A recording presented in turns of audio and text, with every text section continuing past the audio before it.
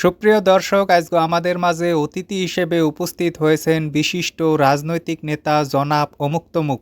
তো নেতা সাহেব, আপনার কাছে প্রথমেই যেটা জানতে চাই সেটা হইল, মোরা মুক্তিযুদ্ধের পক্ষে আছিলাম। কি মুক্তিযুদ্ধের পক্ষে আছিলাম? মোরা মগো রাজনৈতিক দলও আছিল, এটাই তো জানতে চান না? না না, আমি যেটা জানতে চাচ্ছিলাম সেটা হইল, অনেকেই জানতে চায়। কি জানতে চায়? মগো রাজনৈতিক দল মুক্তিযুদ্ধের পক্ষে আছিল কিনা। কে জানতে চায়? আমি তো এই প্রশ্ন করি নাই। না মানে অনেকেই জিগায়, এজন্য আগেই বললাম আর কি। আচ্ছা আচ্ছা, তো যেটা জানতে চাই, মোরা রাজাকার না। কি? অনেকেই বলে যে মোরা নাকি রাজাকার আছিলাম। কারা বলে? আমি তো জিগাই নাই। অনেকেই বলে, এই জন্য আগেই বললাম আর কি, বুঝছেন? মোরা রাজাকার না।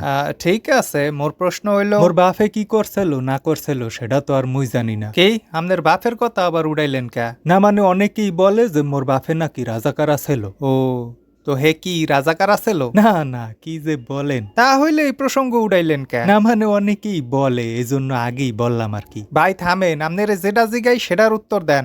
যে যে ঠিক আছে, তো বাংলাদেশের জয় হোক।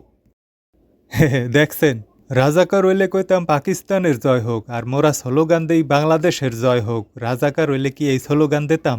ভাই বিশ্বাস করেন, মুই রাজাকার না। মোর বাপেও রাজাকার আছিল না, মোর নানায় দাদায় কেউ রাজাকার আছিল না। বলতে চাই নেই, তারপরও বলি, মোর নানায় আছিল মুক্তিযোদ্ধা। খালি সার্টিফিকেটটা নাই, এই জন্য বলি না। সার্টিফিকেট আছিল, হারাইয়ে গেছে। রাজাকার রাজাকার, মুর্দাবাদ মুর্দাবাদ, নিপাত যাক নিপাত যাক। থামেন মেয়া, আপনার জিগাইছি আপনার রাজাকার আছিলেন কিনা, আপনার বাপে কি আছিল, আপনার নানায় কি আছিল, যেটা জিগাই সেটার উত্তর দেন। যে আচ্ছা ঠিক আছে, তো মোরা রাজাকার না।